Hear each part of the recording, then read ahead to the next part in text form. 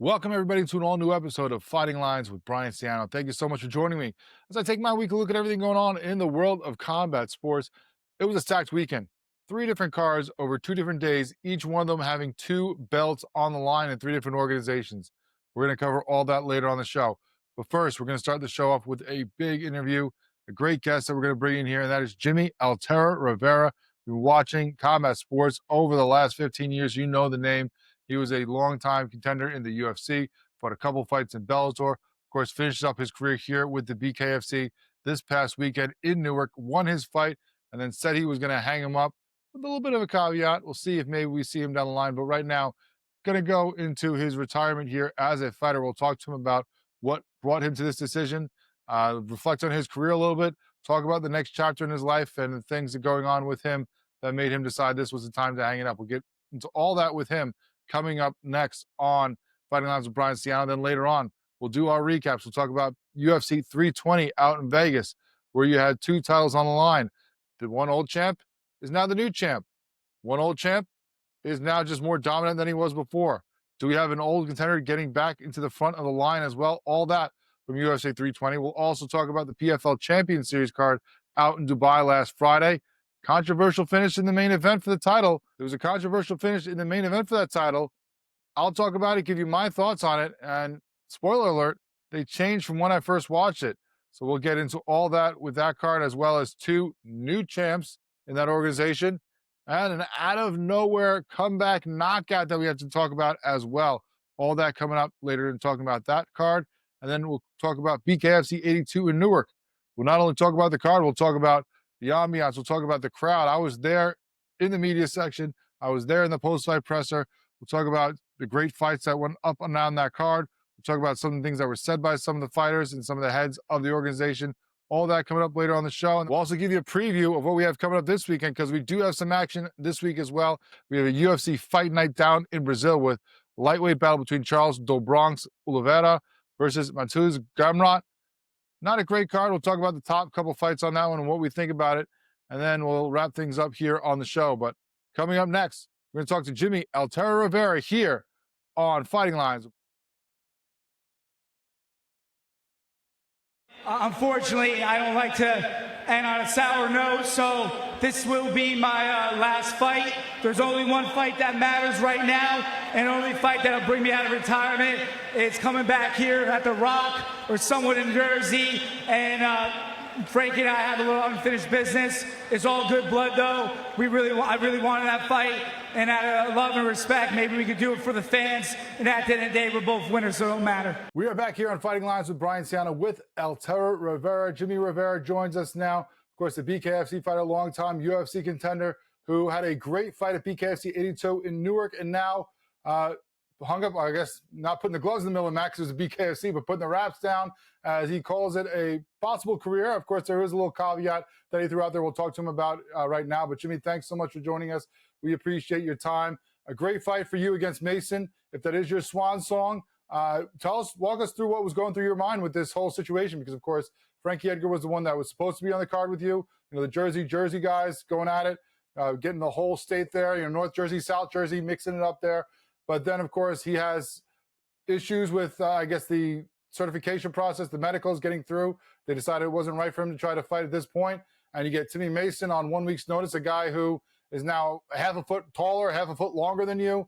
What was going through your mind as the limbo was there, as the switch was made? What were you thinking about this fight before you even got into the squared circle? Yeah, like Saturday morning, Frankie texted me. He says, "Hey, can you text me to talk?" And I'm like, "All right." And in my head, I'm like, "All right, he is gonna have to pull out because he's like an injury or something like that." Then we get on the phone. He's like, "Hey, they're not letting me right now compete. Something with my medicals." And I'm like, "Dude, just keep me posted if you need help, a doctor." I mean, Frankie and I go way back. He helped me train for the Uriah Faber fight, and helped me get that win as a training partner, and trained with him and known him for over a decade now. So when that happened, I talked to my manager the next day, and something with medicals was up. I wasn't exactly sure because it's not my business, but he from there Sunday I heard they flew someone in to make a replacement so I could still fight. And Timmy Mason took out 1 week's notice, and That was kind of tough. It was like one of those things that I had to convince my coach. Like, you know, I thanks to Feldman BKFC Fighter to replace my coach was like not really for it because we trained for a 5'5" righty that moved a lot. Now we're going to a 5'10" lefty who just comes forward with a reach. So it was a way different game. But sitting down thinking about it, speaking to my wife about it. I'm a professional. I fought guys like this before. I fought Daniel Strauss, who's a 5'8" lefty a year ago in Connecticut, and I'm like, I don't, I trained my ass off. I trained my ass off, and I came this far and sacrificed so much, like time with my kids, work, etc., that I can not fight. I'm like, I gotta fight. So I was like, yo, just bring Timmy on. Let's do it. Let's fight. I told my coach, I'm like, listen, just be there and back me, and let's take it. And obviously, it was very successful, and it was a great fight for the night. It absolutely was. And, your first fight in the BKFC against Howard H.D. Davis, very similar, tall, lanky guy that you had to get inside on and avoid those jabs like you did with Mason. So you said there was, a little bit of hesitancy more so from, it seems like, your team than you. Was it partly pushing through because of this being your last fight in your mind? Was it, that you couldn't wait, you couldn't give up fighting in Jersey? What was it that really drove you for this fight? And I got you ready. And what did you have to do to change up that game plan? What was within a week? Did you have to watch a ton of video on him? Did you have to just completely rework things, or was it just certain tweaks you had to make? What was the situation like getting that ready? Once I found out it was a lefty, it wasn't much to do.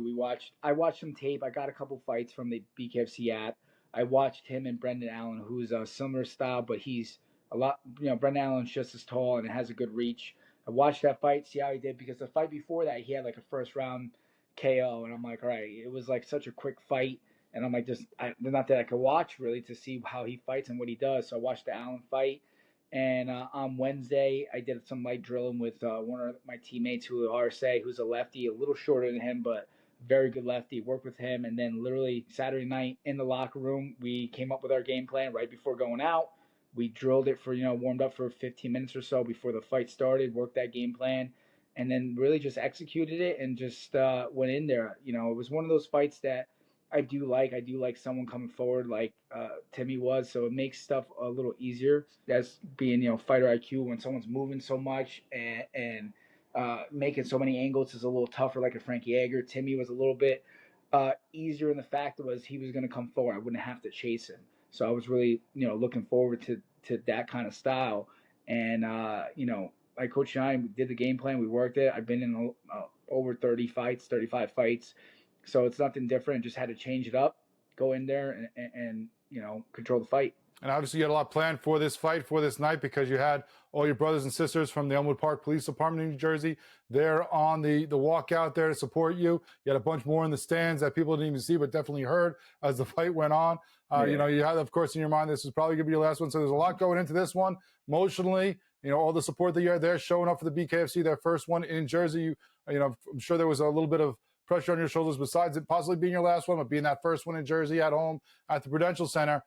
And things went pretty well for you. I mean, there was the one part in the second round where you kind of got caught early on and you went down yourself, and I could see you visibly frustrated getting up, like, how did I let that happen? But otherwise, in the end of the first round, you drop him, you keep going, catching him when he's coming in, you get the finish in the third round. I mean, obviously it wasn't the script as far as Frankie being there, but otherwise, I don't think it could have gone more perfectly for you for the night.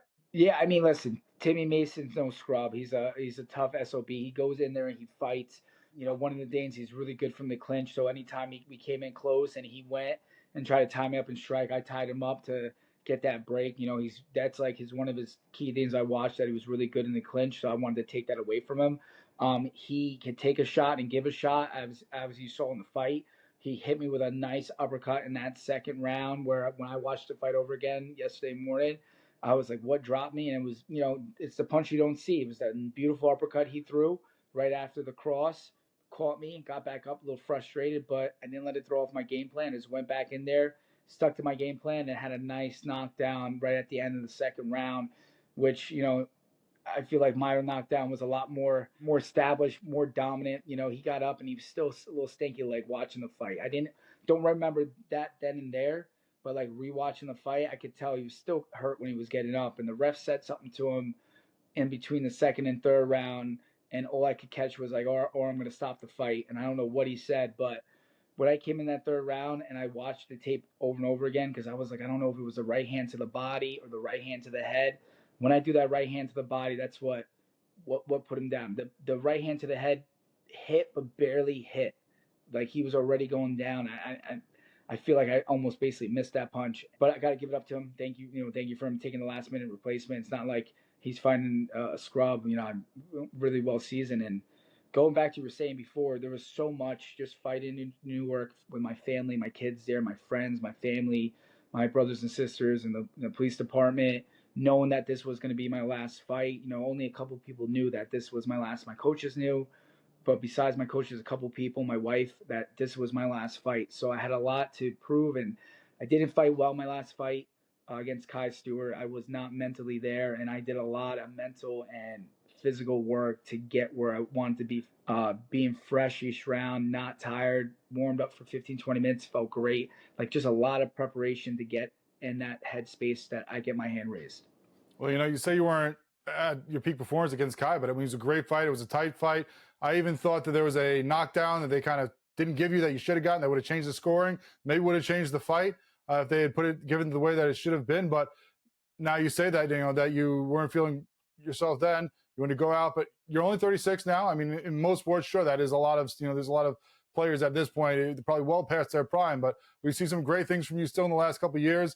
And we've seen in the fight game some of these guys that are able to continue into their 40s. And, you even had Houston Alexander fight until the guy was 50. Why at 36 do you feel like now is the time for you to hang it up and start the next chapter of your life? I mean, it's tough. Listen, when I left there, it was a little open-ended. Not a lot of fighters get to pick when they retire and how they end off. You see a lot of guys usually retire after numerous losses or KOs and all that. To be able to fight in my backyard in Newark, fight again at the Rock, at the Prudential Center for my second time. My first was in the UFC where I had a victory. To fight there again and to go out on my own terms it's huge. You know what I mean? Not a lot of fighters get to do that. And the fact that I said, that I wanted to do it and I did it, it's really hard, would be really hard for me to come back. Now, granted, if it's like, hey, we're coming back to Newark, Frankie's clear to go, we could get this fight going, that really appeases me. If it's, Frankie or one of these high-level legends that, been around that, doesn't have to be a Jersey native, they say, hey, we want you to fight this guy, and the money situation, obviously, because I have, a roof to provide and food to put on the table for my kids and my family, that could change the perspective, you know what I mean? But right now, as it is, I don't think it could get any sweeter than how the fight ended and how I wanted to go out. So it's really tough. It's one of those things that I like. If you ask me now, I would be like, no. But if something came along the line and it was just too good to be true, like this fight, I wasn't sure when I was going to fight again. I had no idea when they came to Newark. I'm like, hey, put me on that Newark card. Talk to my manager, Abe, from first round. Puts me on the card. And not only that, we're looking at Lou Lopez and like, hey, would you fight Frankie? I'm like, I'm cool with Frankie, but he knows his business at the end of the day. Yeah, of course I would fight him. And that was just kind of everything fell in line. I know it almost broke up at the end, but again, BKFC, Dave Feldman kept it together, kept me on the card, which I really appreciate. And New Jersey got to see what BKFC was about. And I had a lot of people for the first time come see me fight because they never, all my fights were far away.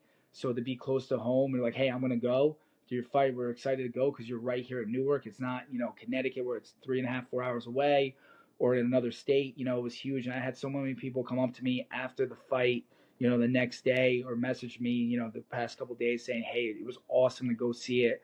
I was so entertained by the BKFC, how the fights were exciting. It was nonstop. A lot of people never even heard of the BKFC. So we opened up a new doorway for them to come into Jersey. And, if they go to New York City, I would be super excited. New York City is my second backyard, but it's just one of those things that they are competing with the UFC. They put on as many shows. They're really putting on those fights. The whole night was exciting. There was no mixed match of fights. Every fight was exciting. Every fight pretty much ended, whether a TKO or a KO. I think there was only one or maybe two fights that actually went the distance the whole night. Yeah, they were the first two of the night. Every other one ended before they went all five. I mean, some of them went longer, like obviously the Perry fight when almost Perry Stevens went into the fifth round somehow. I mean, Jeremy was taking a beating at times, still lasted to the fifth round, but there was not a second, even the ones that went to decision, there was not a boring second in those fights. So a great showing by the BKFC in New Jersey for the first time for sure, in your backyard.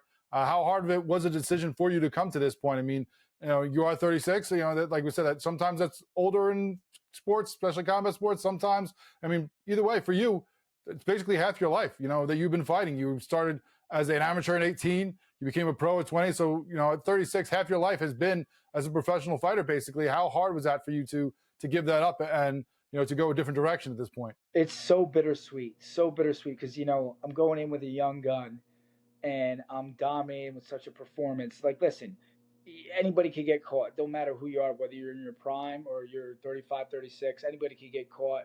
But it's the fact of what you do after you get caught and get back up and keep it moving forward. That's what really matters. And, it's that bittersweet where, like, man, I can still hang. I can still do this stuff. But at the same time, I know how my body is. And, it's not as physical as my body is mentally, taking all those hits and all those training sessions of boxing and getting punched in the head. It's like one of those things I want to not be a vegetable when I get older. So that's something I take in account. And it's a hard decision to make. Again, it's been bittersweet. It's just like I had Connor come up to me afterwards and it's like, hey, mate, man, you sure you're retired? You look unbelievable. Like your changes of level, strike and all that. And I'm like, I mean, hey, man, money talks. But I go, no, I'm like, man, I've done a lot. This is over, including my amateur career, is over 50 fights. And I'm not as up there as like a Donald Cerrone or a Jim Miller, but I've done a lot. I've been through a lot of wars. I fought the biggest names, from John Dodson to Pedro Munoz to Aljamain Sterling, Peter Yan. I fought Uriah Faber, my most notable win in my career. And like I fought big names. I went to war, and I've had some serious injuries too that I had to battle back from. So at this time, it's like, it's that kind of perfect moment to walk off in the sunset and enjoy that win and have everybody around, my friends and family, and especially my kids and wife, to be there and see me, even a couple boo-boos, but dad has still got his hand raised and finished the fight. I mean, if Connor really wants you back, you could just, say, it's my time. He's giving out Rolexes. I don't know. Maybe that could sweeten the deal a little bit. He gave Dave one for his birthday. Let's go. If you want Jimmy Rivera back, Altera needs some watch here. We'll see. But if they can sweeten the pot enough one day. But, if that's not the case, and this is a career for you, as you said, it's been a great one. You've been all over the world. You've been, fighting some of the biggest names in your division the whole career. What have been some of your favorite fights? Was it your UFC debut against Brimage, which is also your first time you fought overseas when you were in Scotland, or the first Newark fight when you were, fighting against Alcantara and got fight of the night? Was it this one here, finishing the Swan Song in Jersey? What have been some of your favorites throughout your career that you'll always remember? There's 4 that stick out right away, and you pretty much named all. Going to, getting a 2-week notice to fight Brimage, having a cut, I don't, 35 was a big cut for me. 45 is not as bad, but I still got to cut a good 20 pounds.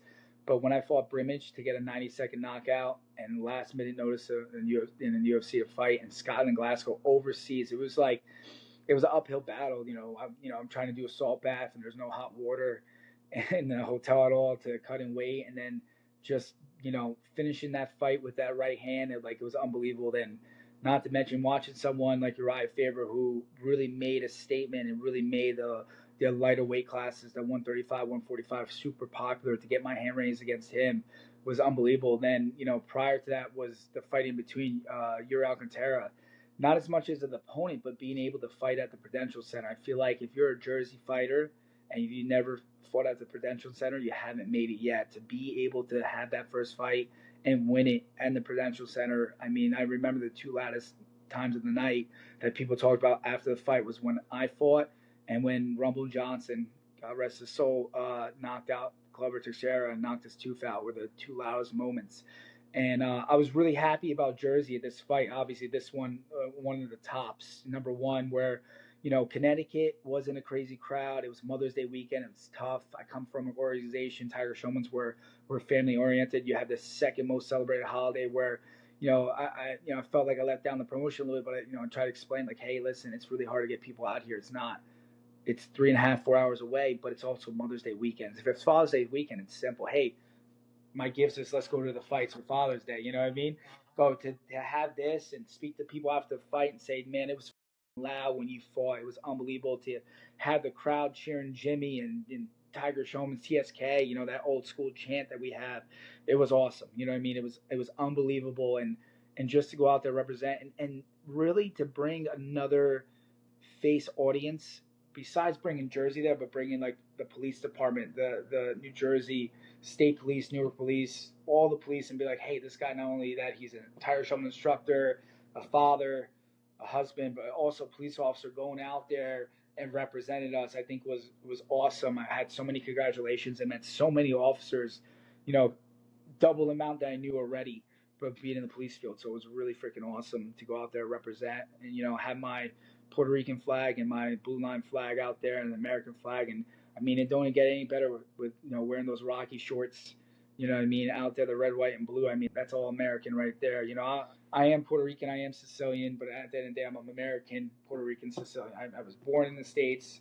I bleed red, white, and blue. Like, it's just great. Obviously, you and I have been talking about your career, how great it is. I've been watching it the whole time. And for someone who wasn't, for a fight fan that comes in, 10, 20 years down the road, when, one of your daughter's eventual, boyfriends or husbands, and, they're like, oh yeah, my dad used to fight. And you're like, oh really? Like, if you had to summarize your career for someone like that who didn't know, your career a decade from now, what would you say if you had to summarize it yourself? All my fights just, exciting. Like, a couple people came up to me. One person said, I'm like, yeah, I don't know. But then I had a couple other people, man, it's always fun watching you fight. I mean, even I go back and I think about it, Dana White talking about when me and Peter Yan fought. Like, that fight was exciting. Like, I came in and we brought it. When I fought Pedro Munoz the second time, that card wasn't the best of cards, and it happens. But what made that card shine was the Pedro Munoz and I's fight, where I was fighting on one leg, but I was still fighting. There was no stopping me.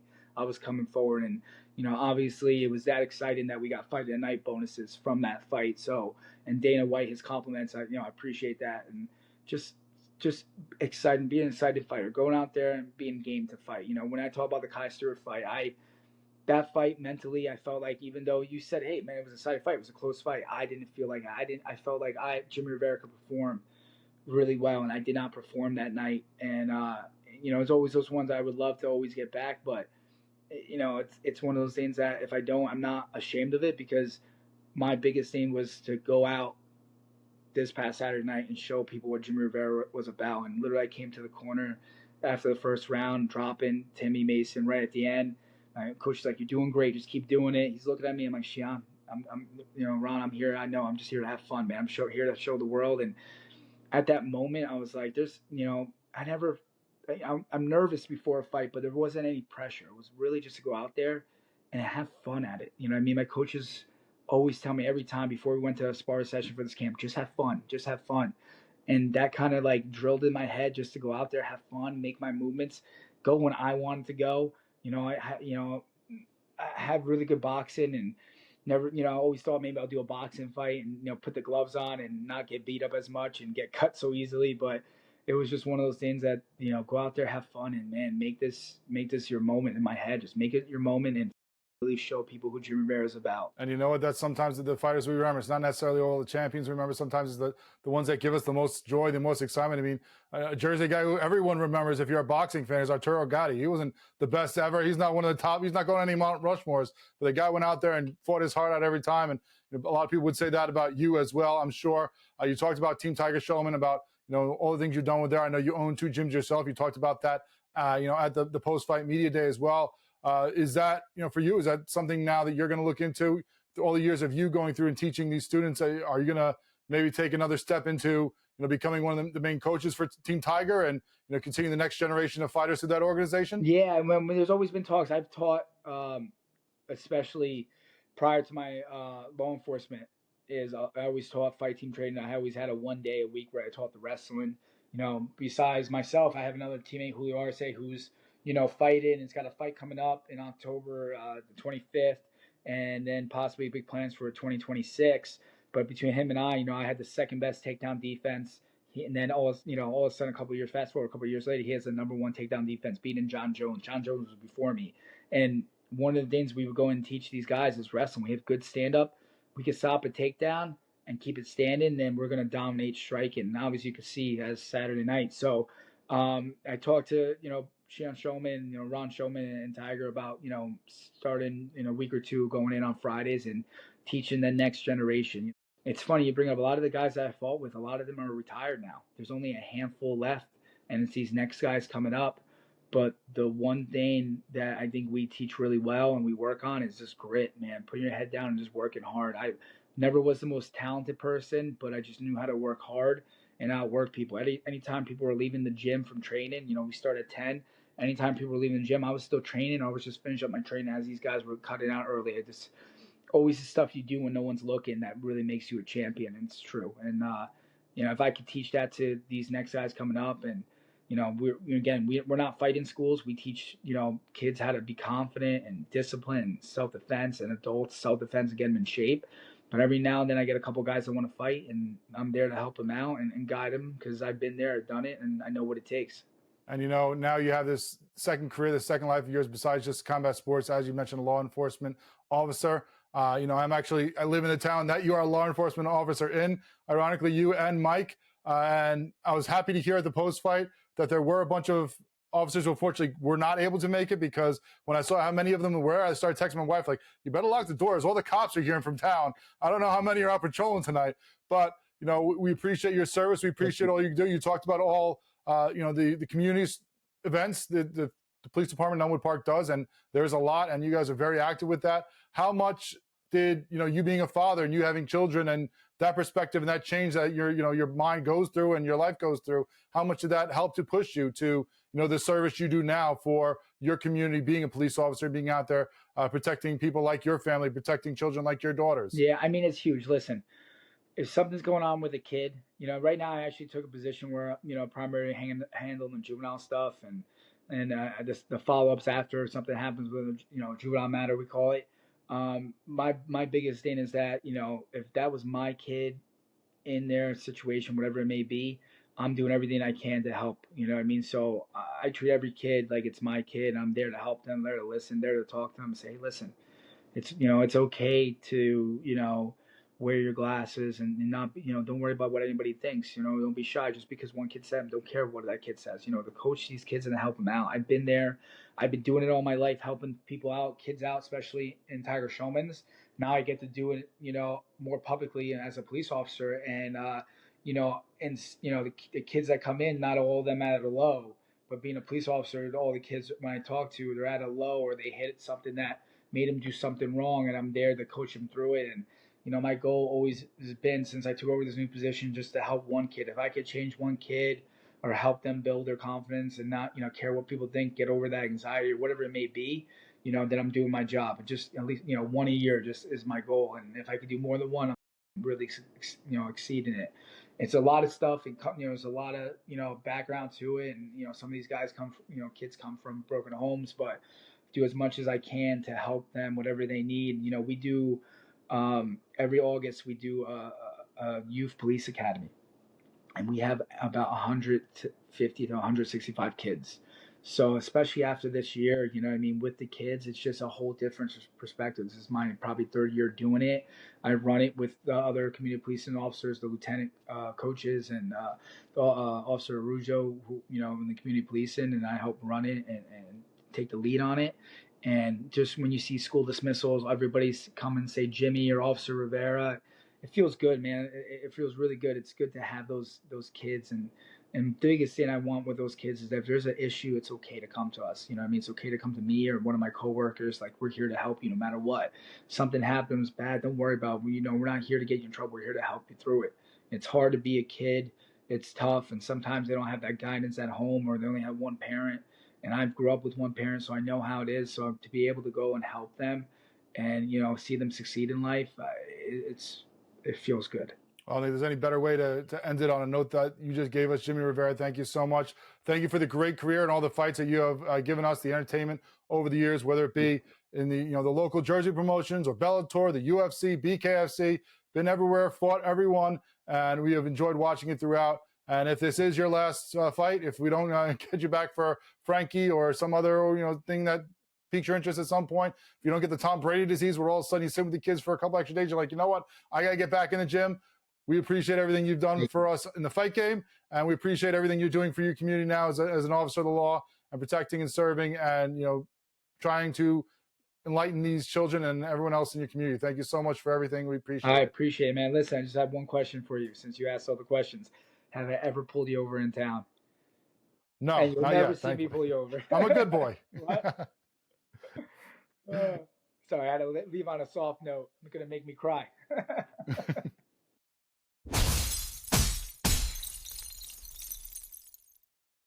Great to talk to Jimmy Rivera right there and find out what he was thinking as he decided to hang up the gloves, the mitts, the wraps, however you're going to term it, depending on what part of his career you're talking about here, and see what's next for him. Hopefully, we'll see him again, whether it's back in the ring or the cage, or maybe outside of it, helping out the next generation of fighters, as he talked about. Awesome to talk to him. I could have gone on for 2 or 3 times as long, but got to be respectful of the man's time and let him get back to his life.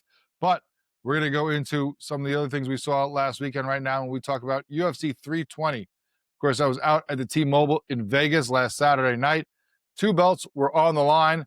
We had a good night. 8-2 in the picks for that one. 3-1 on the money line. 5-1 in the prop picks. So made some good money. Had a good parlay of some cross promotional picks here from the top fighters. So it worked out well. One of the ones that we loved, one of the ones that worked out perfect for us was that light heavyweight title. You had the battle between Magomed Ankalaev and Alex Pereira. Of course, Pereira was the former champ. Ankalaev was the current champ.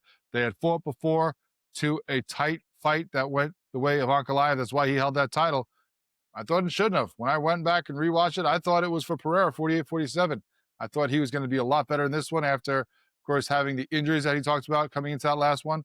And it showed because he rolled through this one. We had him at plus 190 to win. That hit. We had fight will end by KO TKO or Pereira by KO TKO, minus 110 or plus 270, depending which one you took. Both of those hit because Pereira is now the light heavyweight champion once again as he gets the 82nd KO into the fight. I mean, right away was attacking a lot better than he did the last fight. You could see there was a difference in what he was this fight, what we've seen him previously to be, as opposed to what we saw in the last fight. And he lands a big overhand right with just under 1 minute into the round. Ankalaev ends up kind of ducking down. Pereira gets him down to the mat and just starts unloading on him. Hammer fist, 12-6 elbows. It was just brutal before the ref finally stopped it because Ankalaev was just covering up. They gave him a chance to try to get out of it. He just didn't even try. I mean, the beatdown Pereira put on Ankalaev, especially when he got to the mat, was so brutal that even Daniel Cormier was sitting there on the broadcast saying that, you know, maybe for the first time I'm thinking maybe those 12-6 elbows aren't so good and maybe we shouldn't have them around because he was just brutally beating up Ankalaev with them in that short spurt that he had. He is now 13-3 for his career. And what's next for him? You know, we'll talk about a fight that came up earlier in the night that could be factoring in to his next opponent, although it could be in a different division because Dana White said in the post-fight press conference that he saw Pereira's team at the UFC PI before the fight earlier in the day, and they said he wants to go to heavyweight. He's like, well, how about you worry about this first? And apparently, Pereira was going to make a call out at heavyweight in the ring. He was going to take a shot at John Jones, say, let's go do this on the White House card.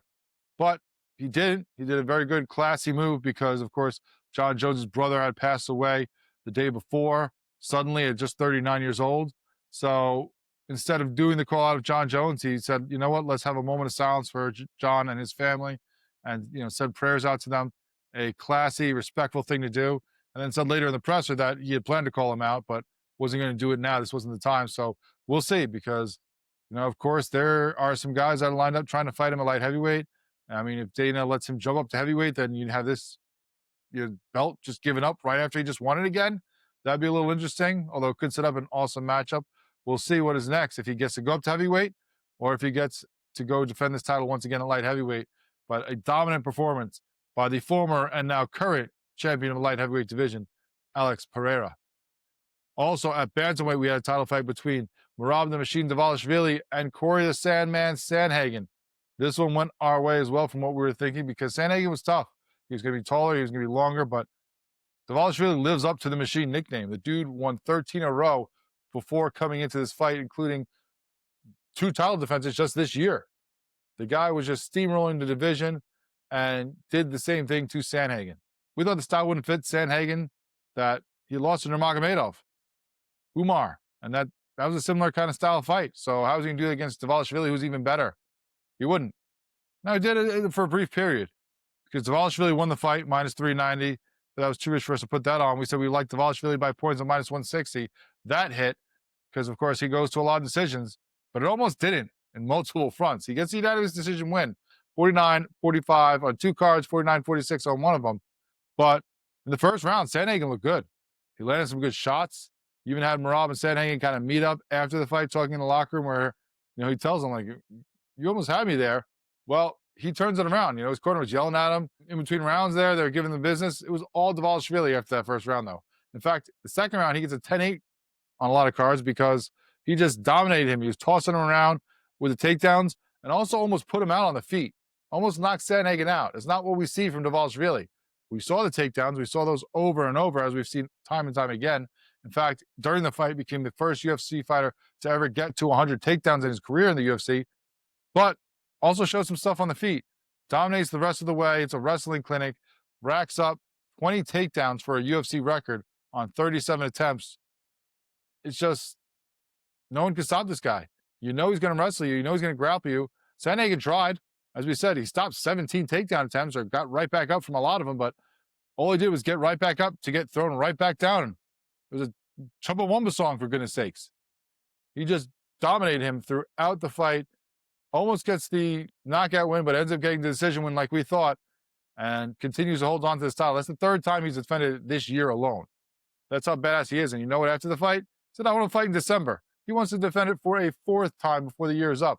We'll see if he gets that chance. And if he does, I see it's probably going to be Peter Yan. And Peter Yan talked about that with Ariel Helwani this week, saying that he's ready to fight in December and that he's probably the only option. When you look at the rankings, he's won 3 in a row at number 2. So that's a good calling card right there. O'Malley at number 1, he lost twice to Merab. Usman Nurmagomedov at number 2, tied there with Yan. Hasn't fought since losing to Merab at the beginning of the year. Sandhagen just lost him. He was number 4. Number 5, Song Yadong. His last fight was a win over Cejudo, which isn't that much to brag about right now, back in February. And before that, he lost to Yan in a fight last March. So he hasn't been active, hasn't been beating the top competition. So Piotr Yan or nobody right now for the machine, and we'll see if we can get that before December. Now, a fight that makes things a lot more interesting besides just the win by Pereira at the light heavyweight division is what we had before that earlier on the card. Number 2, Yuri Prochazka versus number 4, Khalil Roundtree Jr. Now, this was going to be a tough fight. It was all going to be who controlled the style. Roundtree wants to get in tight, wants to make it dirty boxing. Prochazka wants to use that reach and that range to pick you apart from the outside and get the finish. We thought Prochazka was going to win it at minus 184. He did. We thought he was going to take KO TKO at plus 110. He did, because that's how he gets most of his wins. He gets it in the 3rd round, 3 minutes and 4 seconds into the round. And this was kind of a comeback for him, because round 1, I had for Roundtree 10-9. Prochazka was coming forward, but Roundtree was landing the bigger, stronger punches, whether it be to the body or the head. So even though Yuri was landing some punches, he tried to throw some flying knees that didn't land. He tried some other stuff, but Roundtree was the tougher fighter, the more powerful punches. Prochazka was coming forward, but that's not going to offset the shots he was taking. Round 2, I give to Roundtree as well. Again, bigger shots. Prochazka was coming forward. He was landing some more shots than he did earlier, using some leg kicks and different things, but Roundtree was landing the bigger shots in the combinations. So to me, Roundtree was up 2-0 in rounds going into the final stanza here, where things just turned around. Prochazka was still coming forward, going through some shots of Roundtree's, but both guys were looking a little tired. Both guys looking gassed. Roundtree even more so. He starts pushing more, starts getting up on his opponent, starts landing more of those shots, closing the distance, and then about 3 minutes in, both guys are throwing some big shots, throwing some elbows. Roundtree throws a pretty nasty elbow, and Prochazka answers by grabbing his head and putting his elbow right to his face. That backs Roundtree up a little bit, starts attacking him, gets him against the cage, and then starts unloading on him and finishes it off with a 1-2-3 combination where the left hook drops Roundtree. He's out cold on his face, fight over. Yuri Prochazka comes back and wins the fight. Now, we saw him emotional after seeing Pereira win. He's now 32-5-1 in his career, 5-2 in the UFC. Of course, those 2 losses to Pereira. So Yuri wants the title shot. He thinks he deserves it. I'm probably giving it to Oberg still. It's a great performance by Yuri, but he's already lost twice to Pereira. He might have a better chance if Ankalaev had won the fight, to be honest, because then it's a different opponent, and you get that knockout victory right before that. Maybe they put you together. It'd be great. Get a little face-off going right there. But since he's fighting Pereira, if he gets that title shot, already lost to him twice. Oberg, still unbeaten, ranked higher, and hasn't lost to Pereira. So I think you put that together first, and Prochazka kind of has to sit and wait or fight somebody else in the meantime. And he said, to Ariel Helwani that he was emotional when he saw Pereira win, not because he likes the guy, but because he realized okay, this is the mountain I got to climb to get that title. That he's had trouble with this guy, and it's got to be him I got to go through. That's just the way it's meant to be. So he got a little emotional watching him win, but we might have to wait and hold those emotions in check until he gets that title shot, if he does, against Pereira a third time. Then at featherweight, you had number 8 Josh Emmett versus number 9 Youssef Zalal. Zalal, the Moroccan devil, gets the win. He doesn't even do much as far as setting things up. Only one strike he threw, none that Emmett threw early in the fight. One punch Zalal threw, didn't even land, but eventually he gets a takedown and ends up submitting Emmett, the longtime vet of the UFC. He's now 18-5-1 in his career, rising up now to number 7 after that win in the divisions. We'll see if he gets a top 5 opponent next, but I mean, he's been on fire with the first round armbar, 138 into the fight. That one, Zalal was a heavy favorite, so we didn't jump on it. Minus 440, we couldn't put our money on it. Said maybe Emmett was a decent play at plus 310. That one didn't pan out, obviously, but we did like the under 2.5 rounds at plus 215. So some more plus money made there in a beautiful bet for Zalal getting the submission. Finish things off. A middleweight, you had a good win by Joe Pyfer over Magomedov there, the Jersey Philly guy. He's a heavy favorite, minus 260, so we didn't jump on that. We thought it might end by points of plus 165. It does not. Pyfer gets the rear naked choke in round 2, 146 into the round. First round went to Magomedov. Pyfer went for an early takedown, got it turned on him. Magomedov took him to the Kansas, tried for Kimura, had a bunch of top control throughout the round, so Magomedov ends up getting the round there, but round 2, Pyfer came out a lot more aggressive. Doesn't go for the takedown, lands a big shot that drops Magomedov, and he follows him right to the mat, starts raining down strikes, eventually changes it up, goes for a triangle choke that he doesn't get, then takes the back, then throws in the rear naked choke, and eventually gets the finish. So a good performance by Pyfer as well. He is now 15-3 in MMA, 6-1 in the UFC, and gets himself in the top 15 in the rankings. We'll see what is next for him. He said in the post-fight press conference that he felt off all day, and he needed that first round to kind of wake him up. And his corner was on him, yelling at him. But for some reason, he didn't take a nap, felt tired, was almost ready to fall asleep before the fight. Ends up getting in there and taking a few shots and has to get woken up, and then did so in the second round, getting the victory. So that was the main card for the UFC 320 and the T-Mobile out in Vegas. A great card, some awesome fights. One new champ, one same champ who might be defending the title for the 4th time later this year. Just insane. And some great contenders making their name even bigger for themselves in the UFC. But we're going to take a quick break, and when we come back, we'll be talking about what we saw earlier in the weekend, Friday afternoon to be exact.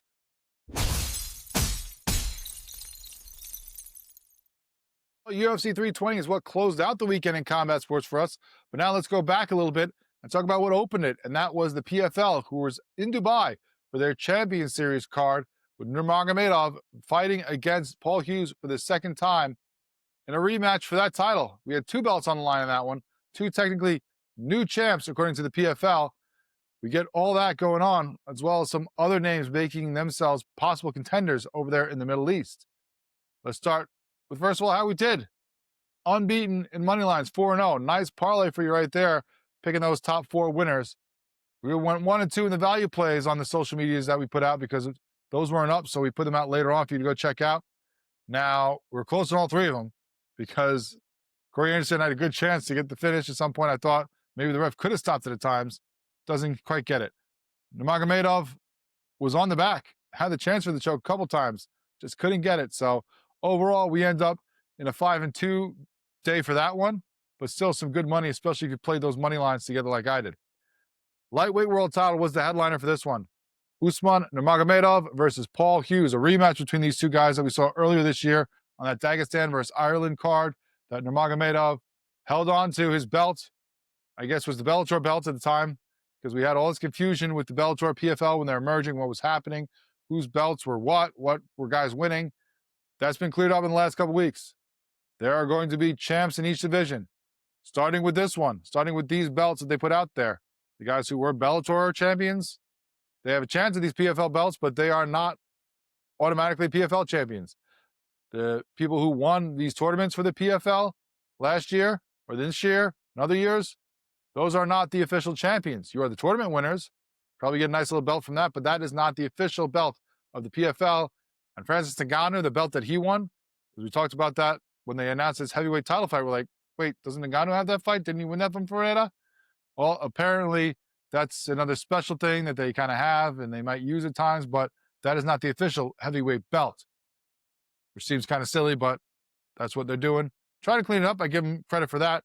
They're doing that with these belts that they gave out this weekend to start, which, as you said, lightweight was on the line at the top of the card. Nurmagomedov had won that fight the first time by majority decision. It was a close fight, a tight fight. We thought Nurmagomedov was going to get stronger in this one. He did at the end of that first fight. We thought maybe he picks it up here. And early on, he got the takedowns earlier. He did good things, but it was a tight fight once again. It went the distance. We had Nurmagomedov minus 174. We thought he'd get the submission. He does not. We thought he'd go the under 4.5. It did not. He wins by unanimous decision. Now, this is where it gets wonky and controversial. 50-45, 49-46, 48-47. Gets all three judges' scorecards. 50-45, insane. Now, I'll admit right now, when I first watched it, I had a lot going on. Kids running around. It was crazy on a Friday afternoon. Daddy watching the kids. Had it on the TV, but wasn't paying attention to every second. So I had to go back and rewatch it. Because when I had it at first, I had it 49-46 for Nurmagomedov. A lot of people were saying that was crazy, that the scores were off. So I'm like, you know what? Let me go back and check it out, which I did. And it's not often that I go back and change my mind on that. I've had that with boxing where you see people saying that, the Pacquiao got robbed in his last fight against Barrios. Absolutely didn't. Should have lost by more. Some of the decisions of Laurent Roach and Tank Davis, I couldn't disagree more on how that should have gone. There's a lot of decisions that I'll go and I'll check out when I see that other people have gone a different way that I respect. This is one of the few that I've actually turned around and said, you know what? I was wrong on this one. Not only was I wrong on the score, which I had at 49-46 for Nurmagomedov, when I went back and watched it, I have a different winner. Okay? Because in round one, you guys are feeling each other out early. They're throwing some kicks. Good jabs by Nurmagomedov from distance. Hughes takes an accidental kick to the crotch. It takes a while to recover for him. Took a couple more later on as well. Later in the round, Nurmagomedov gets Hughes on the mat, gets him on the back, locks in the body triangle. He tried to slip in the choke a few times, couldn't get it. Eventually, Hughes breaks free and gets out, but getting the back, getting the body lock, I gave that first round to Nurmagomedov 10-9. Round two, Hughes still coming forward like he did the whole fight. The guy just did not stop coming, kept trying to push the action. Wasn't overly aggressive as far as leaving himself open to a lot of risk, but was playing it smart, being respectful of his opponent, still trying to land his shots, which he did off and on. Nurmagomedov is using the jab and the knees to try to keep Hughes at bay through the early part of that round, but later in the round, he gets the takedowns on the back for a little while, but Hughes was landing a bunch of shots earlier through there. Little shots here and there, not maybe huge combinations, but was more than Nurmagomedov was landing. And then after he gets him off the back, opens it up a bit, getting back on the feet, lands some great shots to finish the round. So originally I had that the opposite way. This time I switched it. 10-9 Hughes. They're all even after two. Round three, Nurmagomedov's landing some good kicks while Hughes is coming forward early on. He's trying to stop the takedowns early on, doing a good job of it. So you got to give some credit for that. I know judges don't always do, but you know what? I think you should. Both guys throwing from their feet. Hughes is landing some solid, quick combos at this point. Starting to find his range a little bit more against Nurmagomedov. Nurmagomedov's returning, but mostly solo shots. So you're getting the bigger points from Hughes. You're getting more of them. Getting better exchanges late in the round. I gave this one 10-9 Hughes as well, despite a late takedown by Nurmagomedov, because it was too late. I don't think it was enough to steal the round. Hughes is now up 29-28 to me. Round four, Nurmagomedov takes this one, evens it back up because both are throwing hands early and shots. He's throwing a little bit better ones. Gets inside the leg kick that ends up hitting the crotch again. Honestly, this is the third time that Hughes got dropped.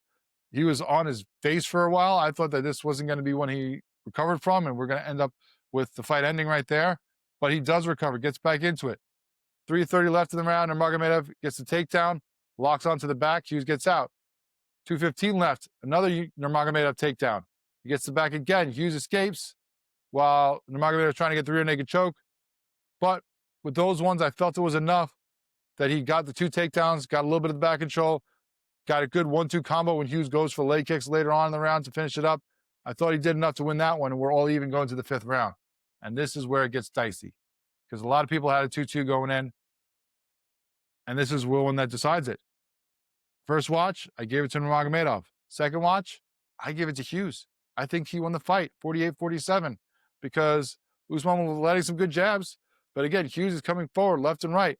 Lands a good right that drops Usman for a second. Split second jab, goes down and he gets right back up. But a good shot right there. The trading combos in the middle of the cage halfway through. Just over a minute left, there's a clash of heads on Hughes trying to go in. That opens up Nurmagomedov a little bit, but they don't take a point from him there, just like they didn't take a point from Nurmagomedov with the kicks to the crotch. So can't take that away from him. That shouldn't change things. Later, there's a trip and back control by Usman with 30 seconds left, but Hughes escapes and starts headhunting in the last 10, 15 seconds, just open up big shots. The late shots, the earlier shots that he landed, the combinations. I give that one to Hughes on second watch. Like I said, I had a 49-46 originally. I changed the second and fifth round when I watched it again. No one but myself. No kids, they're sleeping, just me locked in on the fight. I switch it up. Hughes got robbed. And it's not surprising. I wouldn't want to fight him again in Dubai, that's for sure. Nurmagomedov is now 20-0. He is now the PFL lightweight champion, which I thought he already was, as I covered, but apparently now is officially. Hughes looked great. He's a guy that could definitely be the champion. I just don't know if he's going to come in this division. And definitely not if you fight in Dubai. Because he might have said in the post-fight, which he had to kind of force himself in there, that he loves Dubai. It's like a second home to him. But we saw it's going to go for Nurmagomedov every time. You saw those scorecards. They were not even close to being legit on two of them. Nurmagomedov in his post-fight said he won this for his father, gives him the belt in there. He feels like he won every round. He didn't, but says it was really close, every time that Hughes pushed him, gives respect to his opponent and how good he is. So they're both very classy about each other. They both, give respect. But I thought it should have went to Hughes. It was a great fight either way. Both fights between these two guys have been great. I don't know if I jumped to a third right away. Some people have talked about that because, obviously the divisions in the PFL aren't as deep maybe. But I think you still need to work a couple fights before you could possibly get a trilogy, given that Nurmagomedov has won both of the first two. Whether he should have or not, that's a different story. Besides, Nurmagomedov has a different guy on mind when he's thinking about his next fight defending this title. Who's this guy? Like some beauty guy, handsome guy from England. Alfie Davis. It's not me. I'm not the handsome guy. It's got to be Alfie Davis. Alfie Davis, anytime, anywhere. I'm waiting for you. Just let me know. You also had the light heavyweight title on the line as well for the PFL in this one, as Corey Anderson battled Dovlet Yagshimuradov. Again, I thought that there was already a belt in the hands of Corey Anderson because he was the Bellator champ, and he's fought for the PFL since, but apparently not. Yagshimuradov might have thought he had the belt too because he was the winner of the light heavyweight title that we just had, light heavyweight tournament, but that is not the case. Anderson just fought a heavyweight, coming back down to, of course, light heavyweight now for this title. He had beat Yagshimuradov back in 2021 by third round TKO, so we thought he'd win this one as well. He did. He was a minus 265 favorite, so not the best price on the money line, but we had the over 2.5 rounds at plus 120. That worked out. What didn't work out was Anderson getting the KO TKO. We thought maybe we could get that. It was plus 130 by the time it came out. Some good money right there, but just couldn't get the finish, even though there were so many opportunities for him to do so. He gets the unanimous decision win instead, 49-45 on two cards, 48-47 on one. Not sure what that judge was watching either. Round one, both guys were throwing early. Yagshimuradov was doing a good job, landing a few shots. But 2 minutes in, Corey Anderson takes a thumb to the eye, takes his time to recover, waits, recovers, gets poked again about 15 seconds later. Wasn't as bad, though. He gets right into it and continues. Yagshimuradov caught him with a shot, backed him up a little bit, chased him, got him in the clinch. But that gave Anderson time to recover. He gets a takedown and gets onto the back late in the round, gets a hold of Yagshimuradov the rest of the round. But you know what? I kind of gave that one to Yagshimuradov, I thought, 10-9. Anderson comes out swinging in round two, though, tries to change things up, landing some good shots in Yagshimuradov. He was already tired 90 seconds in, the challenger here, the champion of the 2025 season series.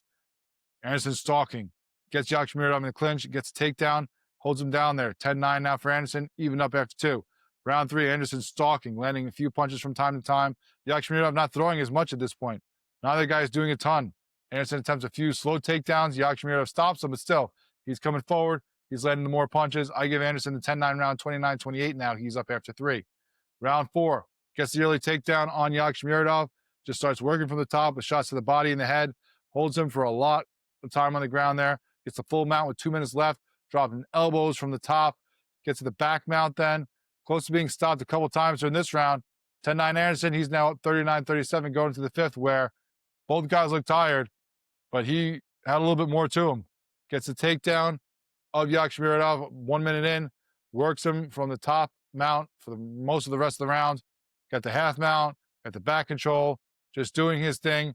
Looked like it was close to being stopped a couple times late in the round. But Yakhshimuradov is allowed to continue, allowed to get to that final bell. And Anderson gets the victory by unanimous decision. I thought he should have won it by unanimous decision. I had it 49-46, and he gets the title. And now is the PFL light heavyweight champion. He was very emotional afterwards, talking about how much it took for him to get there, how he almost pulled out due to injury or a couple other things, but had to fight through. And now he is the light heavyweight champion of the PFL. You also had an interesting fight at bantamweight where Magomed Ankalaev was fighting Sergio Pettis. This one probably a contender fight for this one. Whoever wins gets a shot at the title. Well, that ends up going to Pettis in a surprising fashion. We picked him plus 176, so you got the plus money victory there.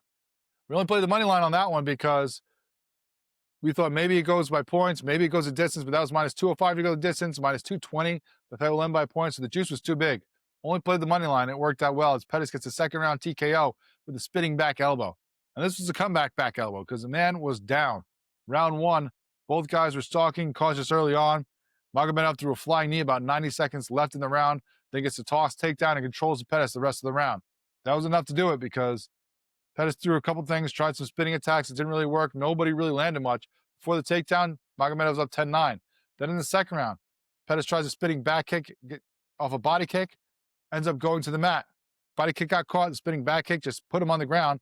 Magomed jumps right on top. He gets the body triangle on the back, trying to beat him up, trying to get the finish, but eventually Pettis is able to shake him off and gets up with 40 seconds left. So down probably 2 rounds at this point if we get to the end of this. But we don't, because Magomed tries to attack right away, and Pettis throws a spinning back elbow, catches Magomed just right, knocks him out, completely out cold. Fight is over. Pettis gets the win. He dedicated the fight and the win to all the lives that have been taken from different forms of violence in the cage afterwards, talking about that, said, we're all one people, and we need to come together. He also said he deserves a title shot after this, and he'll sell out the arena in Milwaukee if they bring it there for the PFL. Well, I think he's going to get that title shot if these back-to-back wins. I don't know if they're going to put it in Milwaukee, but we'll see. He says he wants Marceli Alves, the 2025 tournament winner, for that title shot. I think that's who he's going to get. If you look at the rankings, if you look at where things stand, different fighters that are in that division, what they've done recently, obviously Alves winning that tournament puts him at prime position to get a chance for that belt. And Pettis, with this win, with his name, with the flashy knockout, puts himself in that position as well. I think we get these guys. I don't know if we get it before the end of the year, but maybe early 2026, we'll see these guys fighting for the bantamweight title. Also at lightweight, you had Archie Colgan versus J.J. Wilson. Wilson, of course, was coming off his win in that lightweight tournament that then he had to pull out of and get surgery because of injury. Colgan is an unbeaten wrestler coming in here and a win in June where he had a unanimous decision win. We thought that Colgan would get the win because Wilson has struggled against grapplers before in his career. Colgan was a heavy favorite, minus 295. So if you put in a parlay, it worked out. If you bet it straight up, you weren't making much money, as we put in the parlay. We liked it to end by points. Still a little juice there, or a good amount of juice, at minus 180. But that was the better play for the odds. We put it in there, and it worked out well for you. Colgan gets the win over Wilson by unanimous decision, 30-27 on 2 cards, 29-28 on one of them. It was a great fight for Colgan. Round one, he got the takedown and back pretty early off a Wilson kick, holds on to it. Eventually, they get back to standing. Wilson breaks free, lands some good shots with the elbow, but 90 seconds left. Colgan gets the takedown again when Wilson's trying to come forward and strike. Throws Wilson down again with 45 seconds left. So it's a tight round, but the takedown's probably pushing towards Colgan, 10-9. Round two, gets an early takedown again. Slams Wilson, gets back up, but it's slammed right back down again, which is disheartening. You break the takedown, you get up, and the guy just throws you right back to the mat, slams you down. He had standing back control at times on Wilson. Wilson got back to training with 1 minute left, but Colgan had too much control throughout that round for me to give it to Wilson. 20-18 for Colgan after 2 rounds, 10-9 Colgan obviously on the second round. And then round 3, again, I give to Colgan. I had him 30-27 on my card. He got another takedown 2 minutes in, worked from the top most of the round, just trying to beat up Wilson, trying to make him pay, trying to get some submissions if he could. Wilson got to the feet late, but got slammed down with 30 seconds left and throws some nasty elbows. Almost ended it right there. Late in that fight, he almost gets the win, but he doesn't. Goes the distance. He gets the unanimous decision win and should probably have himself in that lightweight title picture right now as still an unbeaten fighter in the PFL in the lightweight division.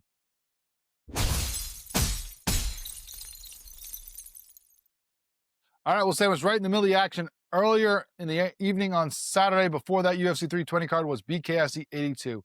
First time the BKFC was in New Jersey. They were in the Prudential Center right there in Newark. 10 fights were on the card, and it just flew by. 10 fights, under 4 hours. When do you get that on a fight card anywhere? But that's how much the BKFC moves things along. They speed it up. Apparently would have gotten even quicker if not for the fact they're on the DAZN pay-per-view, because they had to slow it down a little bit for them. Otherwise, it might have been 3.5 hours. And, go get a drink before the UFC even starts.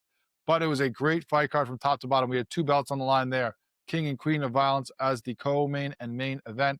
There were great fights throughout, though. As we said, 10 fights. The first 2 went to decision. But even those weren't boring. Those are still great fights over the 5 rounds, a bunch of knockdowns that we'll touch on later on. The other 8 fights all finished before the final bell. 3 of them ended in the first round. Another 2 ended in the second round. So only half the fights even got past the second round. So there was a lot of great action, a lot of great finishes. Let's break them down right now. Of course, headlined by the King of Violence belt at middleweight, Platinum Mike Perry versus Jeremy Little Heathen Stevens. Both these guys, former UFC veterans. Perry, of course, coming in as the King of Violence. Stevens, the former UFC contender, was unbeaten in the BKFC as well, 3-0. But that ends on that fight as he's down 3-1. Mike Perry, we thought he would win because he just always finds a way. And he does. He keeps the belt. He is still the King of Violence. He wins by 5th round TKO, 1 minute and 35 seconds into that round. I mean, throughout this one, it was a tough one. Stevens came out strong, landing some good shots. Perry was coming forward the whole fight. That's just what he does. He's like the Energizer Bunny. He just keeps going and going. You can hit him. It doesn't matter. He keeps walking towards you, trying to throw his shots. I even had 10-9 Stevens for the first round because even though Perry was coming forward, Stevens caught him with some good shots early on. Crowd was reacting. They thought that maybe things were going to change here. But then 1 minute in, Perry landed some good shots on Stevens. Turns, clocks him right back. Both to throw big in the last 30 seconds. Some late uppercuts by Stevens that I thought might have swung it 10-9 for him and after that first round. After that, it's all Perry. Second round, he wins that one, still coming forward. Stevens had a good hook, stiff jab, but Perry had some nasty uppercuts 20 seconds in on Stevens. He had a good combo with a right cross to finish later on. It's coming back. Violent shots. 15 seconds left. Catch Stevens with some good hooks and uppercuts that back him up to steal the round late. I thought 10-9 Perry. Then we get into the more lopsided rounds. Round 3, 10-8 for Perry as he gets a knockdown in that one. Coming forward, throwing big punches, landing early. Stevens isn't backing down. He's ducking, weaving, trying to get out of the way, but he's not stopping the fight. He's not avoiding these shots. He's trying to get in there and still land some stuff, just not take the big ones, but it doesn't go well because just over 30 seconds left in the round. Perry catches him and he goes down to a knee. Then once Steven gets up, Perry attacks him right away again. So now that's 10-8 Perry just on the knockdown right there. Round 4, that becomes a 10-7 round because Perry gets multiple knockdowns in that one, still attacking right away. Steven's trying to fight him off, but just getting overwhelmed as a smaller fighter.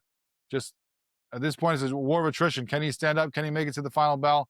He doesn't because then Perry starts getting more knockdowns in the 5th over and over, just peppering Stevens.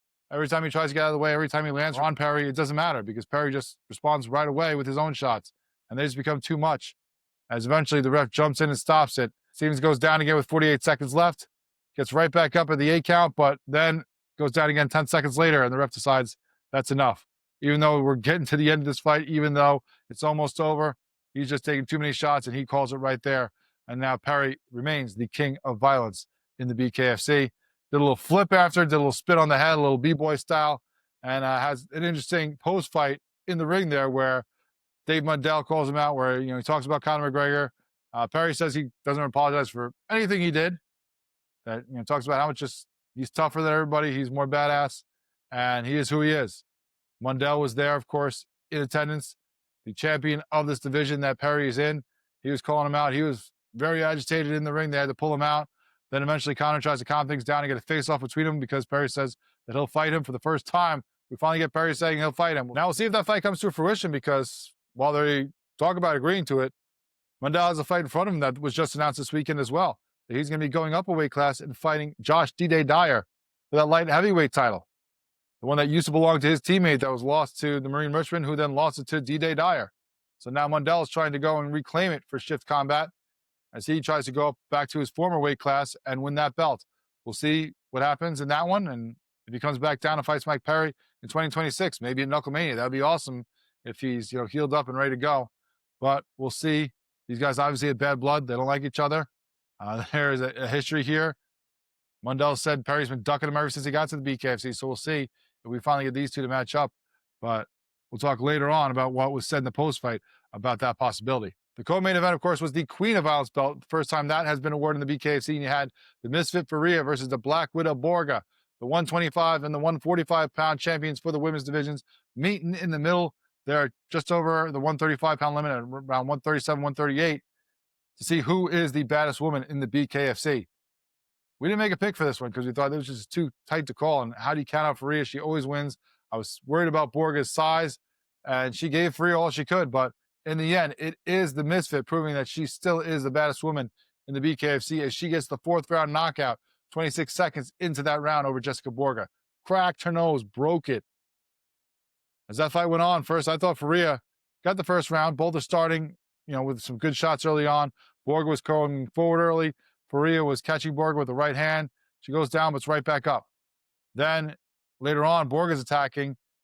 She gets a big right and 2 shots that drop Faria. She gets back up, stares at her. She's not happy. So now both these women have gotten a knockdown apiece.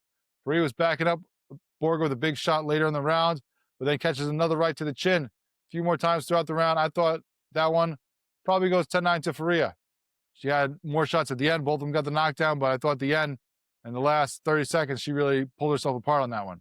Now round 2. Borga comes back. She's coming forward again. Both are already bleeding as we even get to the second round. Both are landing some good jabs.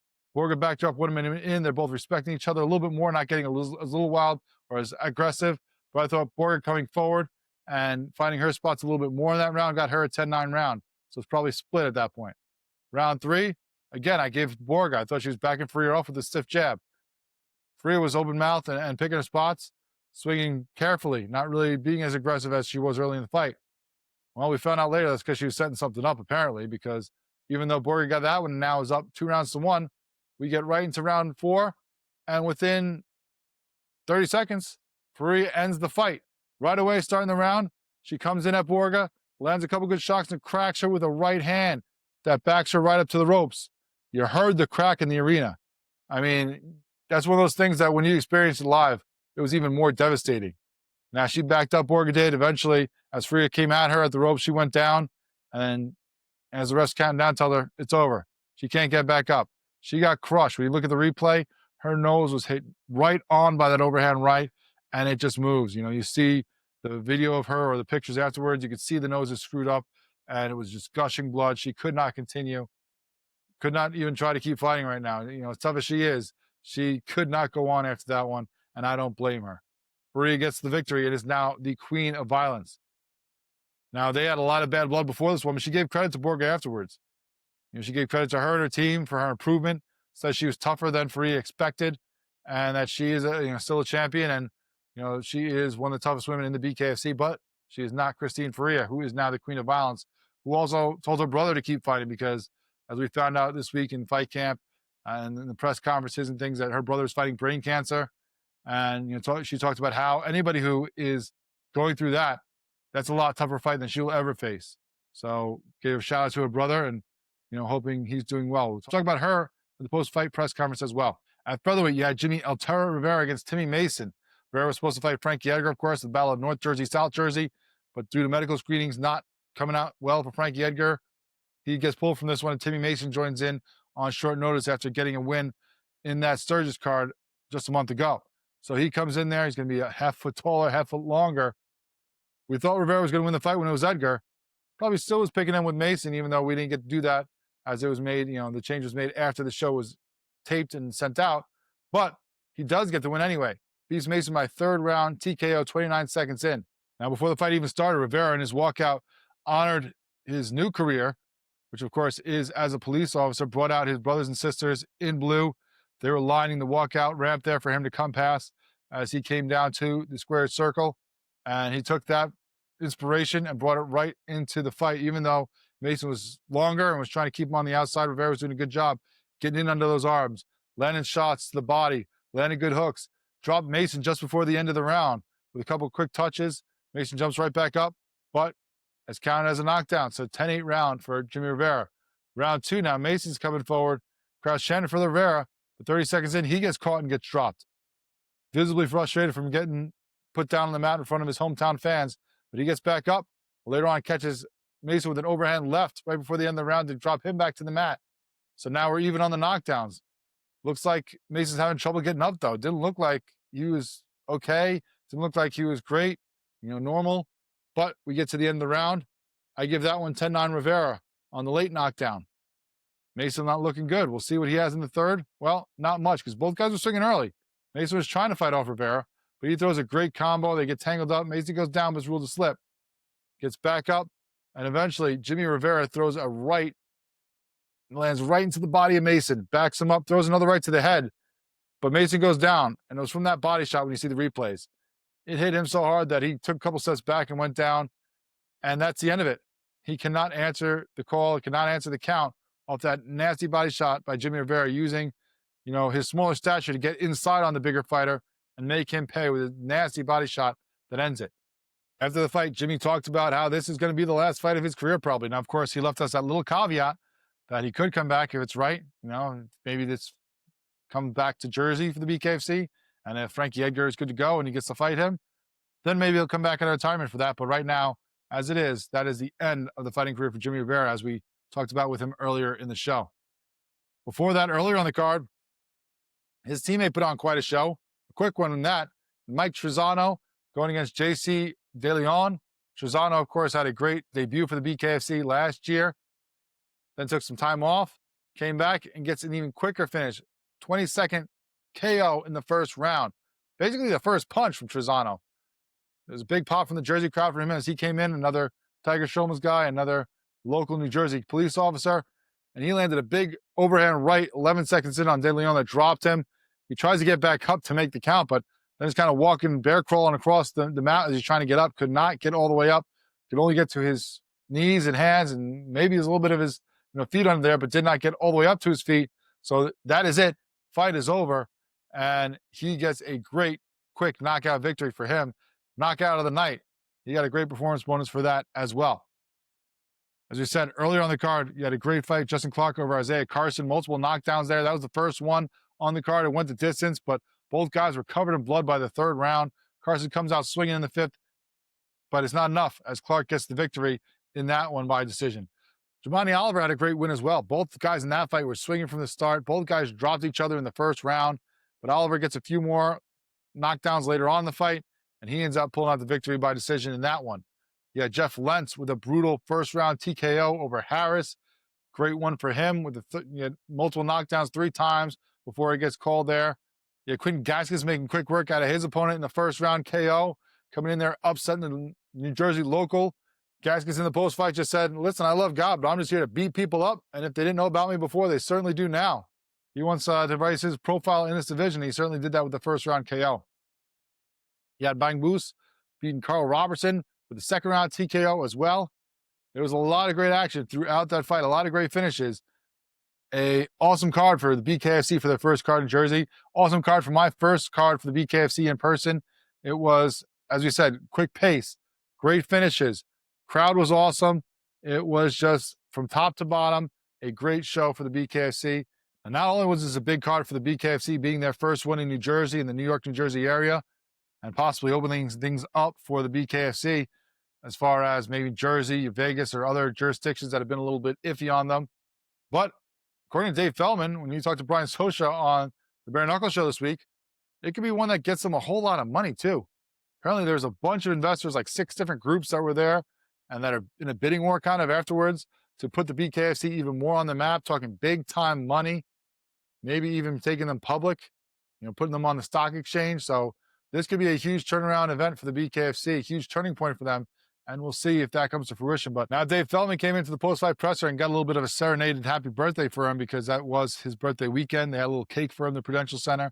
And he had his fancy watch on that he got earlier tonight because Conor McGregor did the same thing earlier during the card, during the pay-per-view. He walked out with the King Queen of Violence belts and then brought David Feldman into the ring where he had everyone serenade him a happy birthday and then gifted him a Rolex. Well, I mean, that's a good friend to give you a present like that. My friends couldn't even afford to give me a Timex, let alone a Rolex, but Conor McGregor gifted Dave Feldman a fancy timepiece there. He was wearing it in the post-fight press conference where he talked about how there were 10,000 fans in attendance, which was less than they were hoping for, a little less, but you couldn't tell that from the crowd. The atmosphere was great. They were loud. They were into it the whole time. He talked about how awesome it was to be there and how great the card was and how it was one of the top 3 events they put on for the BKFC since he started it 7 years ago. And he hopes it opens up Vegas and New York now. He said that'd be great. And somebody even asked him later on, if you get New York, who do you want to headline it? Which, how are you going to ask that when you haven't even gotten to that point yet? But he was ready with an answer anyway. He said, Conor McGregor. We know Conor has talked about trying to fight in the BKFC after he's done with the UFC. So we'll see if he can get those fights in next year and maybe get into the BKFC in 2027 before his career is done. But he also talked about how New Jersey is going to be a permanent stop for the BKFC. How now that they're in there and they went through the commission process, which talked about being very difficult. So the commission kind of raked them over the coals and there was a bunch of fighters they rejected. They didn't make it easy, but that they learned how to be even better, the BKFC. And he thinks that they surprised the Jersey Commission with how professional they were and that it was completely different than what they expected them to be. And the show itself was completely different. And that Jersey is going to be a permanent stop for the BKFC, not once, but twice a year.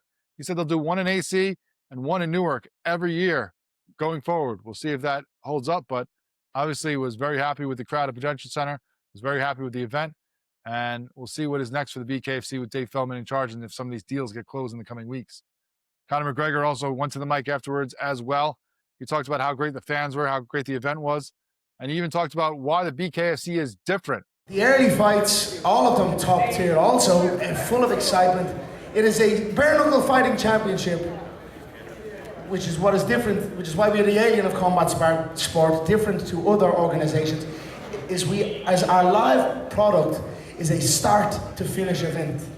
You see boxing events and even MMA events in this day, people show up for the co-main or show up for the main event. And even then you're kind of halfway sitting through the 6th round like, hurry up or something happened. Bare knuckle is fast paced. The first fight of the night to the final fight of the night is essentially a full main event boxing fight. So, that's why you see it packed out early doors. And we're on to something really good here. Later on, McGregor continued to talk about different things going on with the promotion, with about, some of how stacked the heavyweight division is. And one thing he was excited about was not just Mike Perry winning, because he said that anything that happened before was no disrespect meant. You're promoting a fight, you're building things up, that's what you got to do. But also, he's excited about Mike Perry stepping up to a challenge that he has set out for him for a while now. Today, gone tomorrow business. You've got to secure your honor. Now he has a belt, he has the strap. Is it a world title? It's not, but it's up there, it's something. He's definitely something, He's not just here today, gone tomorrow as our Mike. But if you think about the situation that happened with him, where he ventured outside and he was gone, he was done. He had came back here, he was in incredible shape. He had a decent matchup here in Jeremy, he was a bigger man.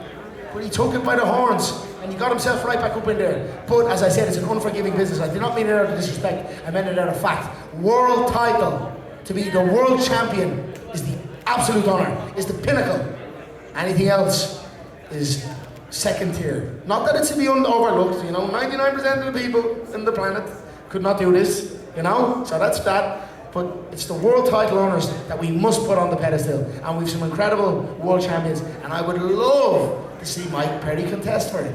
For sure, I think he deserves it. I think after that performance now tonight, after his comeback, I think if he stays dialed in, let's see how it goes. Mundell came in, that's real bad blood. That's a real bad blood matchup. And both are completely different characters, Mundell is an incredible character himself, the redneck. Mundell brings his own audience. So I'd love to see that fight take place. Let's see how it goes. We also heard from the King and Queen of Violence after their fights. Faria was first up there. She was talking about how she was practicing setting up that overhand right throughout her camp. How she was looking to throw the body and make Jessica Borga not expect her to throw that big looping shot. And it worked out to perfection. I mean, she drilled it, she trained it, she got it ready, and she used it. It's nice when a plan comes together, right? She gets the Queen of Violence belt, and she talked about the bad blood between them. I mentioned how these two hate each other. Well, she said that's over with. She said that she cannot beat up a person. She cannot hurt somebody who she likes.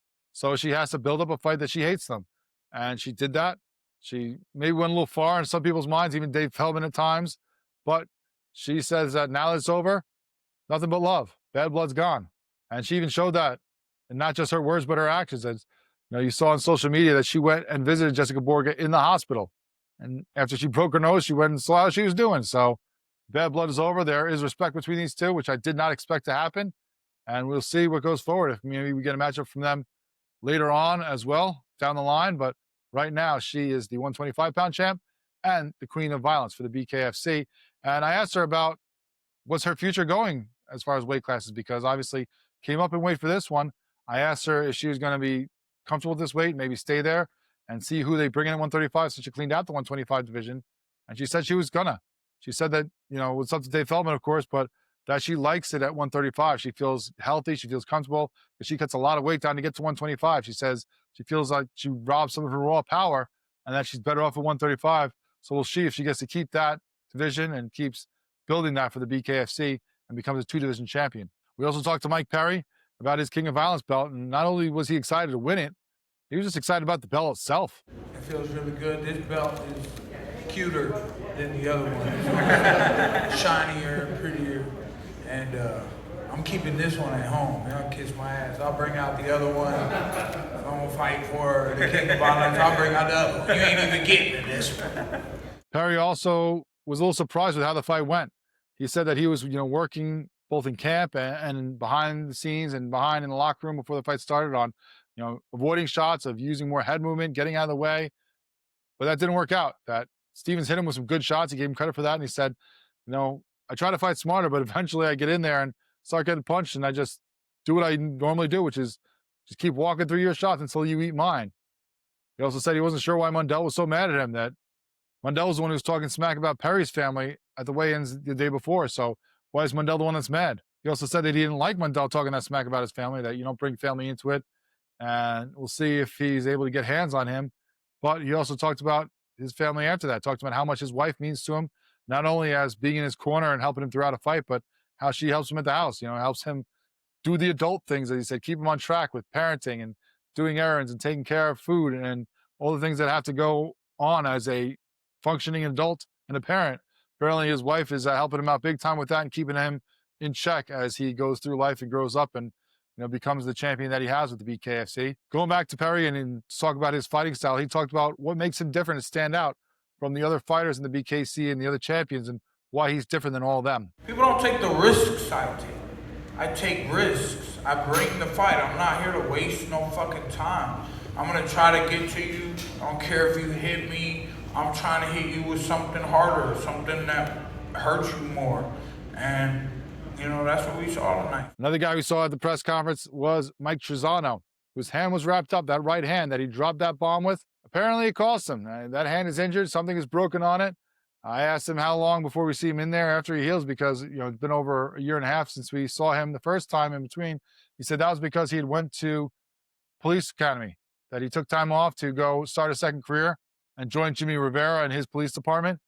But now that he is completely locked in, he is ready to go once he gets healed up. He said, once that I'm done in 8 weeks, once this is healed, I want back in. In fact, he said he had planned to call out Dave Feldman to throw him on that Rome card in a couple weeks before he got injured. Now he'll have to wait a little longer, but we might see Mike Trizano before the end of the year again in the BKFC, as long as that heals pretty quickly and heals okay. He also was asked, well, you busted your hand on that punch. What happened if he got back up? What would happen if he got up? If he got up, I would have had to fight with one hand. So I'm not going to quit, that's for sure. They're going to have to tell me to stop. But, I got dynamite in my left hand, so I would have had to put him out fast. So some great things overall from the BKFC at BKFC 82 is, as I said, my first one that I saw in person, and I couldn't be more impressed. Completely well run from front to back, top to bottom, start to finish. Lots of great action.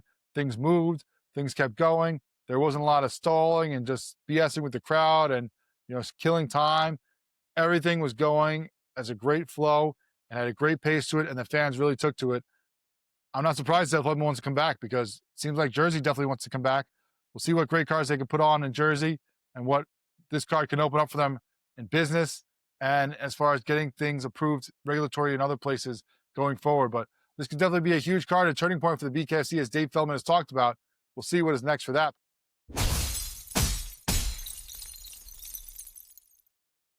All right, well, that's going to be it for me here this week on Fighting Lines with Brian Ciano. Thank you so much to Jimmy Rivera for joining us. Thanks all to you listening as we recapped everything that went on in the UFC 320, BKFC 82, and the PFL Champion Series. Now, next week, the wife's dragging me away for the week. Tries to sneak some stuff in there, maybe get some equipment, maybe tape something, but it doesn't look like I'm going to get you a full episode. So instead, maybe I could sneak in a few short videos here or there on the social medias. Make sure you follow us, as we tell you every week, on Instagram, Twitter, Facebook. Maybe we'll come out with a TikTok soon. Maybe I'll give into that. But make sure you follow us on the socials, and I'll try to sneak you some action on combat sports throughout the week if I can. Otherwise, we'll be back for another full episode the following week on October 24th. There's going to be a lot to talk about. We'll recap the UFC fight night between DeRitter and Allen. We'll preview UFC 321, Aspinall versus Gane in Abu Dhabi. Going to be 2 titles on the line on that card, actually, as the women's vacant strawweight title will be on the line as well. We'll recap the BKFC fight night in Hammond, Indiana, between Henry and Stewart, as well as preview BKFC 83 in Rome. We're going to have Kamosi versus Sakar for the cruiserweight title, and the first lightweight tournament fight for the BKFC between Bonner and Tenaglia. So we're going to have a loaded card coming up in 2 weeks. October 24th, we'll be back for sure in full effect. Make sure you check it out then on Fighting Lines with Brian Ciano.